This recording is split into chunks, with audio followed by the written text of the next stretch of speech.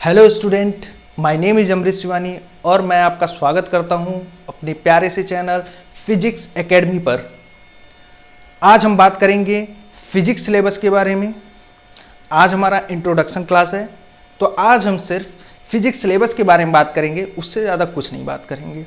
ठीक है, उसमें कुछ टॉपिक्स हैं पहले चैप्टर में जिसके बारे में हम थोड़ा बहुत जानेंगे। ठीक है, तो हम अभी स्टार्ट करते हैं क्लास 12 का फिजिक्स और उसके सिलेबस के बारे में बात करते हैं कि एनसीईआरटी में 14 चैप्टर्स को 3 पार्ट्स में कैसे डिवाइड किया गया है। ओके, तो सबसे पहले हम ये देखते हैं कि जो हमारा फिजिक्स का सिलेबस है उसको 3 पार्ट्स में डिवाइड किया गया है, तो वो किस तरह से डिवाइड है। मेन कैटेगरीज क्या है? 3। फर्स्ट है इलेक्ट्रो मैग्नेटिज्म, सेकेंड है ऑप्टिक्स, ये सेकेंड मेन कैटेगरीज है। ठीक है, और थर्ड है हमारा मॉडर्न फिजिक्स। ओके, अब हम देखेंगे कि एनसीईआरटी के अकॉर्डिंग जो 14 चैप्टर्स हैं वो इन 3 पार्ट्स में किस तरह से डिवाइड है। Okay, now in electromagnetism first chapter is electrostatics 1 and second is electrostatics 2 and third is current electricity। Fourth chapter जो है हमारा एनसीईआरटी के according capacitor and fifth chapter जो है हमारा वो क्या है? Magnetism and 6 is electromagnetic induction। Okay, and 7th chapter जिसकी बात हम कर रहे हैं according to NCERT alternating current. Okay, alternating current है। और last chapter for electromagnetism is electromagnetic wave. क्या है? Electromagnetic wave. ओके, नाउ अब हम आते हैं ऑप्टिक्स पे। ऑप्टिक्स को 2 पार्ट में डिवाइड किया गया है। एक हमारा क्या है? Ray optics and second is wave optics. Okay, now modern physics में कौन कौन से पार्ट्स हैं? मॉडर्न फिजिक्स में हमारे क्या हैं? Dual nature of radiation and matter. Second है atoms and third is nuclei and fourth semiconductor. Okay, यहां पे अब हम देख रहे हैं कि इलेक्ट्रोमैग्नेटिज्म में 8 चैप्टर्स हैं, 1 2 3 4 5 6 7 8 एंड ऑप्टिक्स में 2 chapters 9 and 10 according to NCERT. Ray optics is the 9th chapter and wave optics is 10th chapter. Okay, modern physics it is the 11th chapter, 12, 13 and 14. These are the 14 chapters according to my NCERT syllabus. Okay. अब हम बात करते हैं सबसे पहले chapter की जो है हमारा इलेक्ट्रोस्टैटिक्स 1। ओके, हम इसके बारे में बात करते हैं क्योंकि पहला चैप्टर हमारा क्या है? इलेक्ट्रोस्टैटिक्स। बाकी चीजें मैं रब कर देता हूं और आगे हम बढ़ते हैं अपने पहले चैप्टर पे।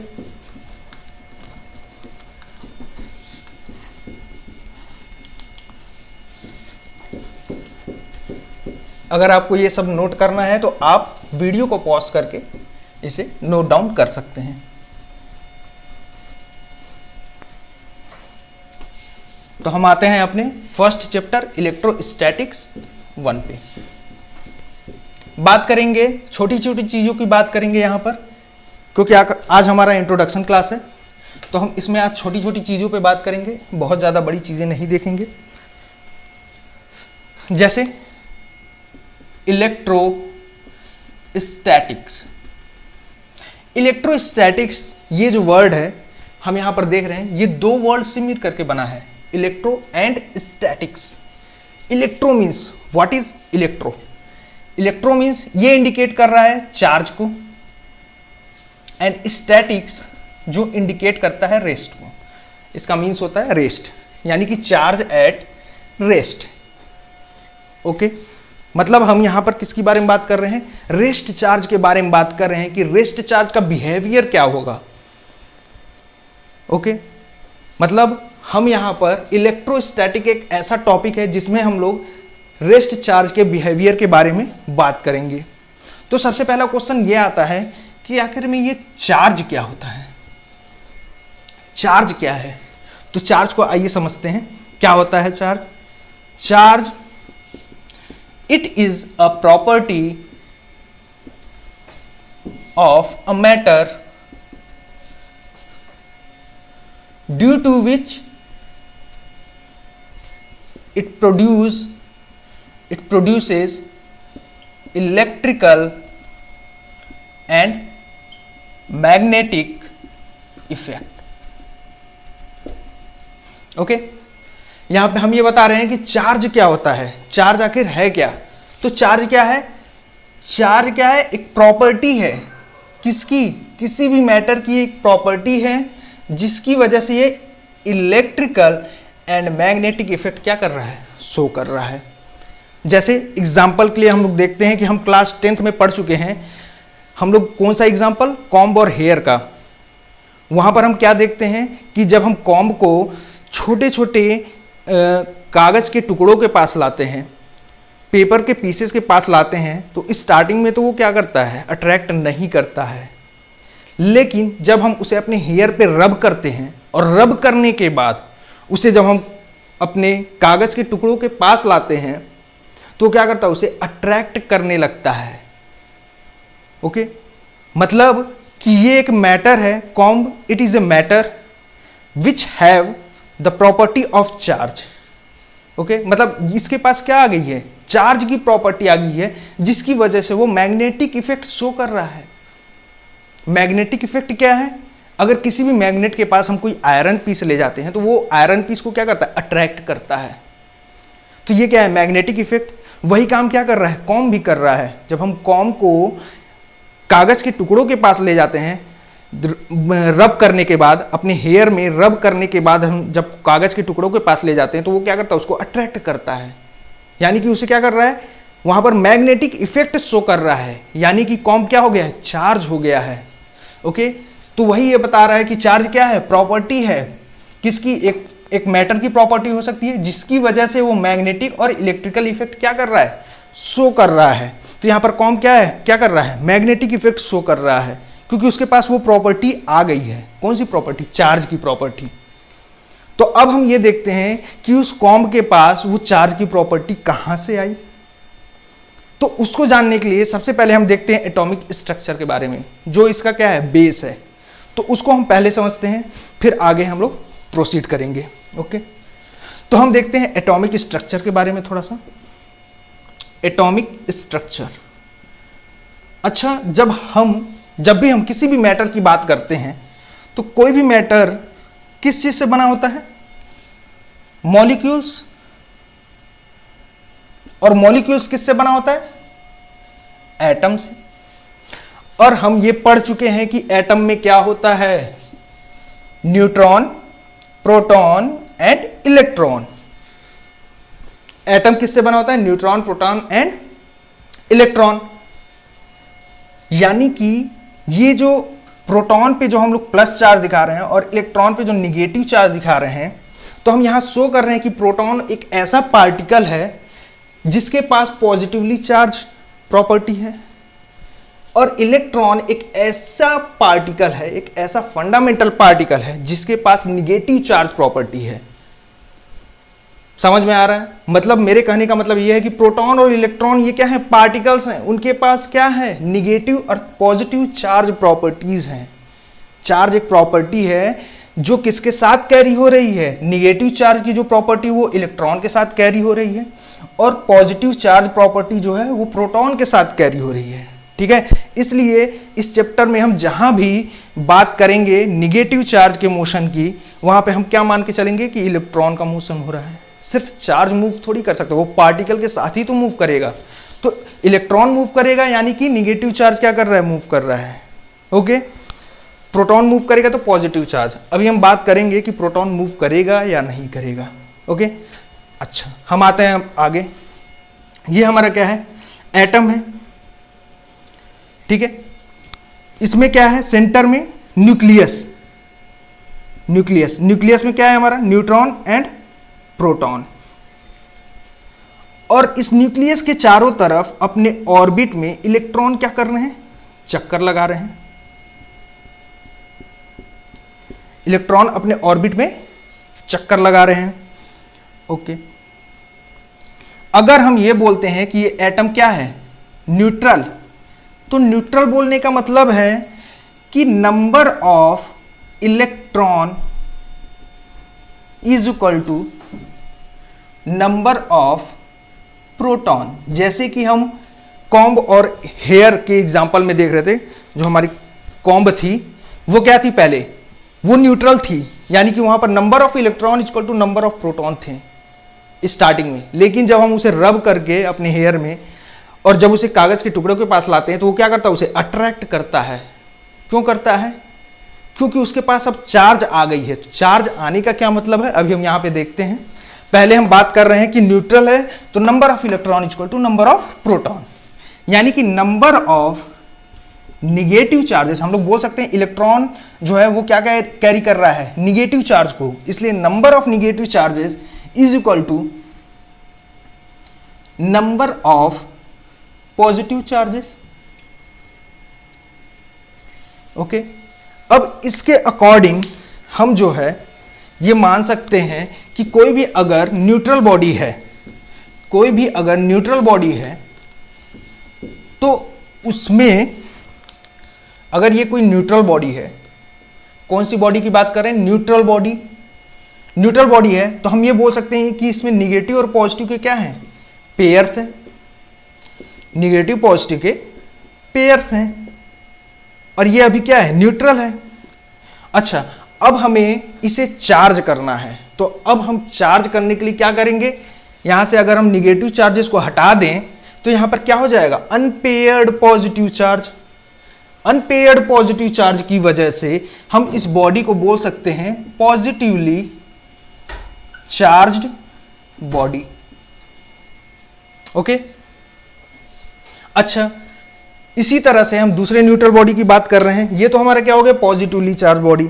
इसी तरह से हम दूसरे न्यूट्रल बॉडी की बात करें, दूसरे न्यूट्रल बॉडी की बात करें, ये हमारा क्या है, न्यूट्रल बॉडी। ओके, इसमें भी क्या है, निगेटिव पॉजिटिव के क्या होंगे, पेयर्स होंगे, तभी तो निगेटिव और पॉजिटिव मिलके क्या करेंगे, इसको न्यूट्रलाइज कर देंगे। लेकिन अगर हम यहां से पॉजिटिव चार्जेस को अगर हटा दें तो यहां पे अनपेयर्ड निगेटिव चार्ज हो जाएंगे। अनपेयर्ड निगेटिव चार्ज होने की वजह से इस बॉडी को क्या बोला गया, निगेटिवली चार्ज्ड बॉडी।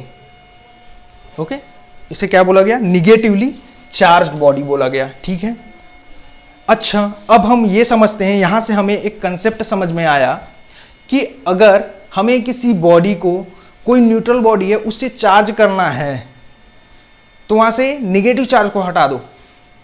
समझ आ रहा है, अगर हमें उसे पॉजिटिवली चार्ज करना है तो वहां से निगेटिव चार्ज को हटा दो, और अगर उसे हमें निगेटिव चार्ज रखना है तो वहां से पॉजिटिव चार्ज को हटा दो। तो ऐसा पॉसिबल कैसे हो सकता है वो हम देखते हैं।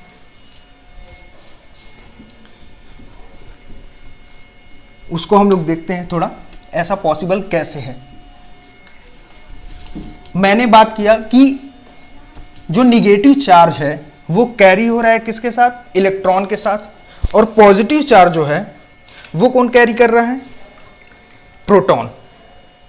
ओके, तो यानी कि हम ये बोल सकते हैं कि अगर ये न्यूट्रल बॉडी है और यहां से हम इलेक्ट्रॉन क्या करें, रिमूव करें, तो इलेक्ट्रॉन रिमूव करने से क्या होगा, यहां पर क्या होगा, एक्सेस ऑफ पॉजिटिव चार्ज होगा, और जब पॉजिटिव चार्ज बढ़ेंगे जिसकी वजह से इस बॉडी को हम क्या बोल सकते हैं, पॉजिटिवली चार्ज्ड बॉडी। ओके, मतलब कि अगर हम किसी बॉडी से, किसी न्यूट्रल बॉडी से इलेक्ट्रॉन को रिमूव करते हैं तो वो बॉडी क्या हो जाएगी, पॉजिटिवली चार्ज बॉडी हो जाएगी, पॉजिटिवली चार्ज हो जाएगी। और अगर किसी न्यूट्रल बॉडी से, अगर किसी न्यूट्रल बॉडी से बॉडी में इलेक्ट्रॉन हम लोग क्या करते हैं, सप्लाई करते हैं, तो बॉडी क्या हो जाएगी, निगेटिवली चार्ज्ड बॉडी। ओके, इतना कंसेप्ट हमें समझ में आया। मतलब हम ये कहना चाह रहे हैं कि अगर किसी भी न्यूट्रल बॉडी को हमें चार्ज करना है, तो अगर उस बॉडी से हम इलेक्ट्रॉन को रिमूव करते हैं तो क्या होगा, वहां पे वो पॉजिटिवली चार्ज हो जाएगा। और अगर उस बॉडी में हम इलेक्ट्रॉन सप्लाई करते हैं तो उसे हम क्या बोल रहे हैं, निगेटिवली चार्ज बॉडी। इतना कंसेप्ट समझ में आया। अच्छा, हम यहाँ पर इलेक्ट्रॉन के मूवमेंट की ही बात कर रहे हैं, प्रोटॉन के मूवमेंट की बात क्यों नहीं कर रहे हैं, थोड़ा सा सोचिए। हम यहाँ पर इलेक्ट्रॉन के मूवमेंट की ही बात कर रहे हैं, प्रोटॉन के मूवमेंट की क्यों बात नहीं कर रहे हैं।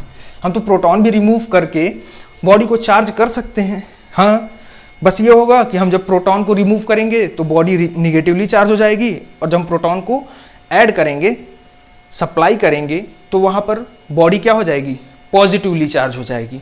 ठीक है, बस ये डिफरेंस आएगा। लेकिन क्या हम प्रोटॉन को मूव कर सकते हैं, तो आइए देखते हैं।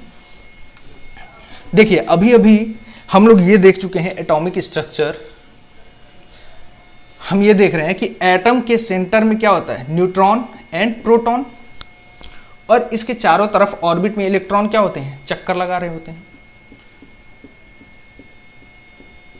तो प्रोटॉन न्यूक्लियस में होने की वजह से, न्यूक्लियस में होने की वजह से प्रोटॉन को रिमूव करने के लिए हाई एनर्जी रिक्वायर्ड है। समझ में आ रहा है। अगर हमें प्रोटॉन को रिमूव करना है तो उसके लिए हमें हाई एनर्जी देना पड़ेगा, जबकि इलेक्ट्रॉन के लिए ऐसा कोई कंडीशन नहीं है। इलेक्ट्रॉन को रिमूव करने के लिए, सप्लाई करने के लिए हमें बहुत ज़्यादा एनर्जी की रिक्वायरमेंट नहीं है। इसीलिए तो हम कॉम को जब अपने हेयर पे क्या कर रहे हैं, रब कर रहे हैं, तो उसमें क्या हो रहा है, इलेक्ट्रॉन आसानी से ट्रांसफर हो जा रहा है और बॉडी क्या हो रही है, चार्ज हो जा रही है। लेकिन प्रोटॉन को रिमूव करने के लिए हमें क्या करना पड़ेगा, हाई एनर्जी सप्लाई करना पड़ेगा, और वो कहाँ है, न्यूक्लियस में। तो ये पॉसिबल नहीं है। इसलिए हमेशा क्या होता है, इलेक्ट्रॉन का ही क्या होता है, मूवमेंट होता है, ट्रांसफर होता है एक बॉडी से दूसरी बॉडी में। ओके, इतनी चीजें समझ में आई। ये हमारा क्या था, बेसिक इंट्रोडक्शन था अबाउट द चार्ज। चार्ज के बारे में थोड़ी सी इंट्रोडक्शन थी कि चार्ज बेसिकली होता क्या है। हमें समझ में आ गया कि चार्ज क्या है, it is a property of a matter due to which it produces electrical and magnetic effect. Okay, और अब अगर हमें किसी बॉडी को चार्ज करना है, किसी न्यूट्रल बॉडी को चार्ज करना है, तो उस बॉडी से हम अगर इलेक्ट्रॉन को रिमूव कर दें तो बॉडी पॉजिटिवली चार्ज हो जाएगी, और अगर उसमें हम इलेक्ट्रॉन सप्लाई कर दें तो बॉडी क्या हो जाएगी, निगेटिवली चार्ज हो जाएगी। ओके, इतना कंसेप्ट समझ में आया, ये बेसिक्स था। अब हम बात करते हैं थोड़ी बहुत चार्ज के बारे में। ठीक है, चार्ज में और क्या क्या प्रॉपर्टीज होती हैं उसके बारे में बात करेंगे, और चार्ज की यूनिट क्या होती है उसके बारे में यहाँ पर हम लोग थोड़ा सा बात करेंगे। ठीक है, ओके, आओ फिर देखते हैं, आगे बढ़ते हैं।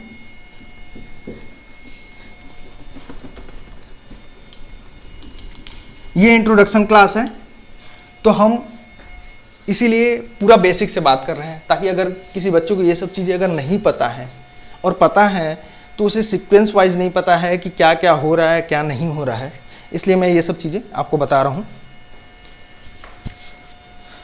अब हम बात करेंगे चार्ज के बारे में, थोड़ी सी और जानकारी लेते हैं कि चार्ज क्या होता है। चार्ज के बारे में हम लोग बात कर रहे थे। ठीक है, चार्ज की एसआई यूनिट की अगर हम बात करें तो एसआई यूनिट जो होती है वो क्या होती है, कूलाम। इसको कैपिटल सी से रिप्रेजेंट करते हैं, और इसकी जो सीजीएस यूनिट होती है, इसकी जो सीजीएस यूनिट है वो क्या है, स्टेट कूलाम।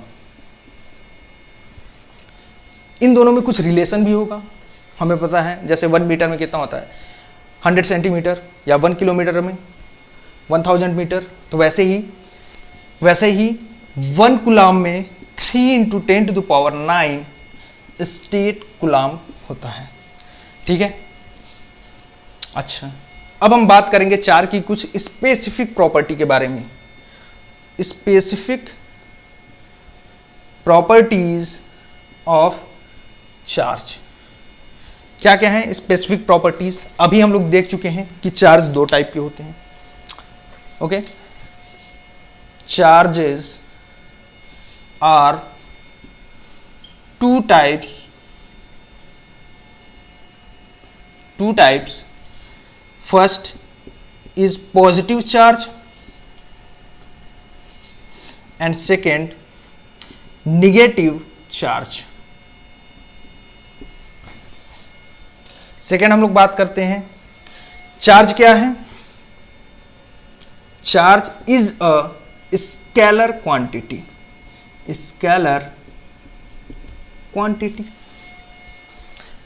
थर्ड पॉइंट के बारे में बात करेंगे।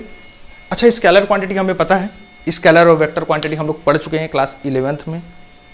क्या होती है scalar quantity? Scalar quantity all those physical quantities which depends on magnitude. And vector quantity क्या होती है?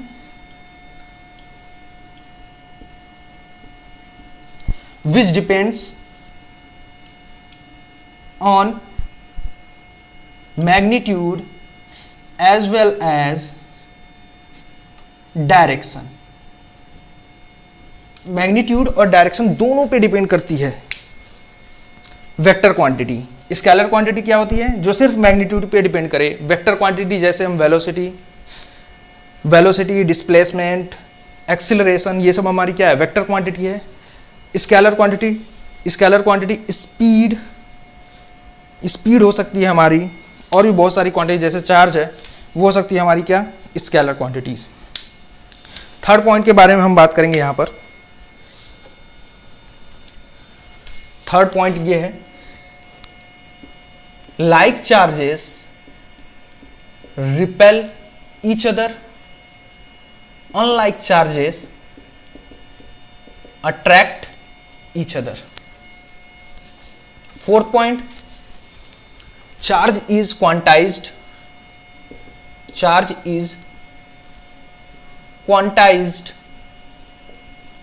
चार्ज क्या होता है? क्वांटाइज्ड होता है। क्वांटाइज्ड होने का मतलब क्या है? It can transferred in a fixed amount. ये एक फिक्स अमाउंट में ही क्या हो सकते हैं? ट्रांसफर हो सकते हैं। लाइक Q = ±NE से हम बता सकते हैं। ठीक है, Q = ±NE, वेयर N क्या है? Integer, like 1 2 3 4 dash dash dash. और E क्या है? Charge on electron. Okay, charge on electron कितना होता है? 1.6 × 10⁻⁻19 कूलाम। ये होता है इलेक्ट्रॉन का charge.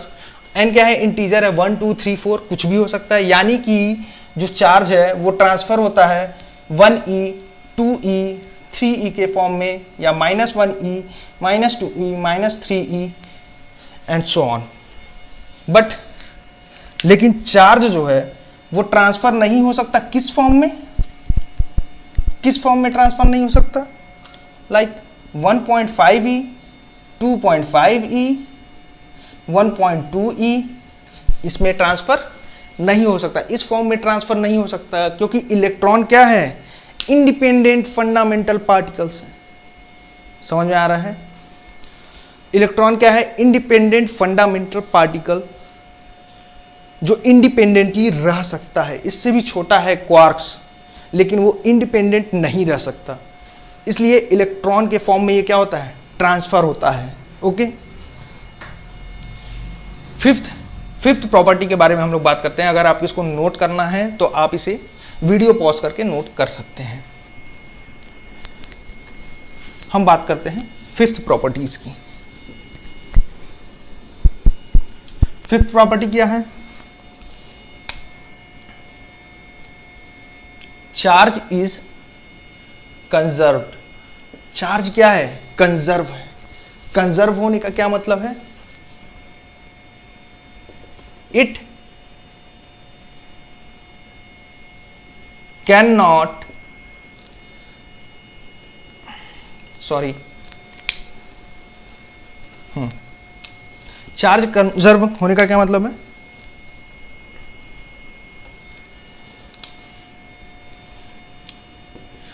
It can neither be created nor be destroyed but can only be transferred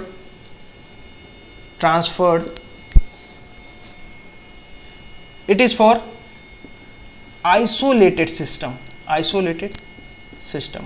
मतलब यहां ये बोल रहा है कि चार्ज को ना ही हम क्रिएट कर सकते हैं और ना ही डिस्ट्रॉय कर सकते हैं किसी भी आइसोलेटेड सिस्टम के लिए।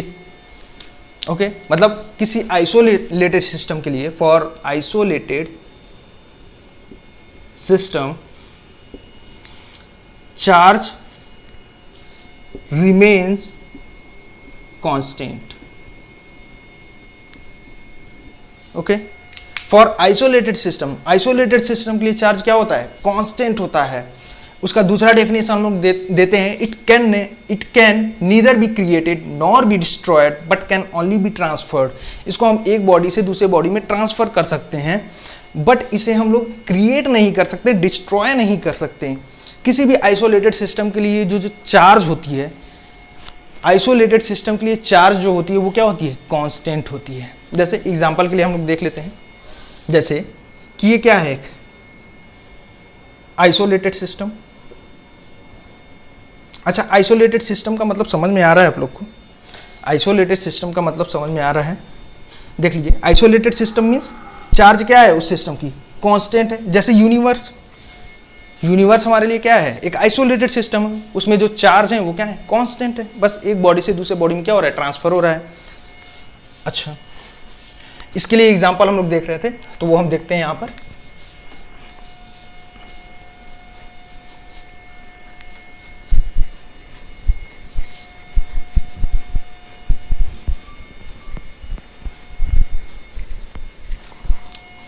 जैसे कि ये क्या है? Isolated system. यहां पे एक बॉडी 1 है जिस पे चार्ज 3 कूलाम है, यहां पे एक बॉडी 2 है 2 कूलाम, यहाँ एक बॉडी 1 कूलाम की है और यहाँ पर एक बॉडी पे जो चार्ज है वो 3 कूलाम है।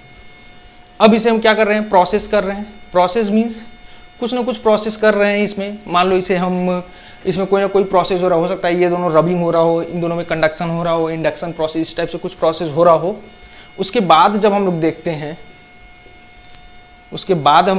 आफ्टर प्रोसेस, फर्स्ट बॉडी में जो है 2 कूलाम हो जाता है, सेकेंड बॉडी में 3 कूलाम, थर्ड बॉडी में 1 कूलाम और फोर्थ बॉडी में कितना होगा हम बता सकते हैं, क्योंकि ये क्या है? Isolated system. आइसोलेटेड सिस्टम की जो चार्ज होती है वो क्या होती है? कंजर्व होती है। तो देख लो यहाँ पे कितने? 3 कूलाम, 2 कूलाम, -3 कूलाम और 1 कूलाम, टोटल कितने हो गए? 3 कूलाम। टोटल कितने कूलाम चार्ज है?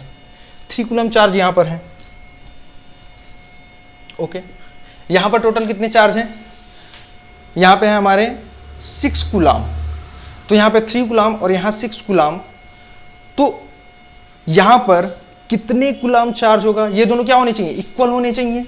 तो -3 कूलाम अगर कर दें तो यहाँ पर क्या हो जाएगा? 3 कूलाम चार्ज हो जाएगा। तो यानी कि यहाँ पर कितने चार्ज हो गए हैं? -3 कूलाम। समझ में आया? ये देखिए, चार्ज क्या है? कंजर्व होना चाहिए। ठीक है, 3 कूलाम यहाँ, 3 कूलाम यहाँ पे होने चाहिए। 6 कूलाम -3 कूलाम करेंगे तो यहाँ पर क्या हो जाएगा? 3 कूलाम हो जाएगा।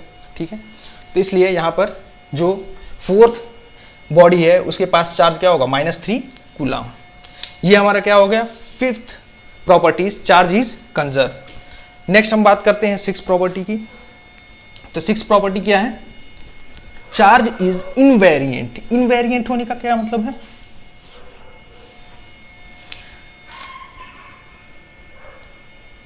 Charge is invariant. Invariant means charge does not depend on speed. Charge जो होता है स्पीड पे डिपेंड नहीं करता है। मतलब कि अगर कोई बॉडी है और उसके पास 3 कूलम्ब चार्ज है, उसकी वेलोसिटी यहाँ पर क्या है, 0 है, यानी कि रेस्ट कंडीशन में है।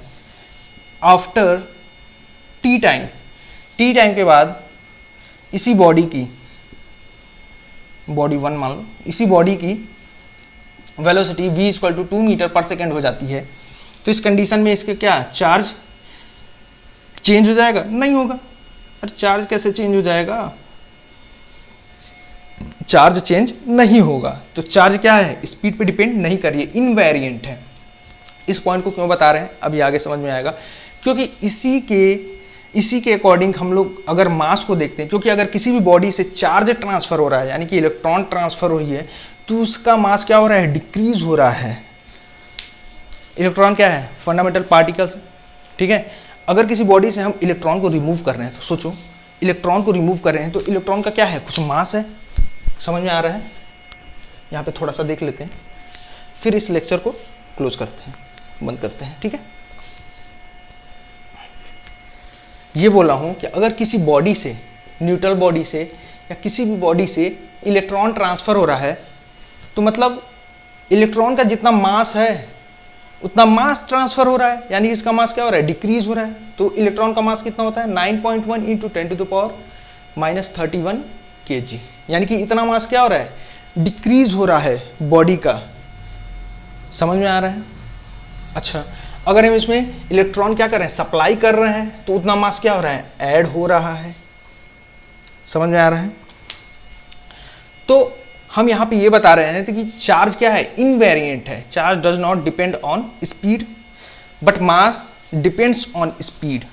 मास जो है स्पीड पे डिपेंड करती है। वो कैसे डिपेंड करती है, वो इस फॉर्मूले से डिपेंड करती है, m = m0 / √1 - v² / c², जहाँ पे वेयर m0 क्या है, रेस्ट मास ऑफ बॉडी,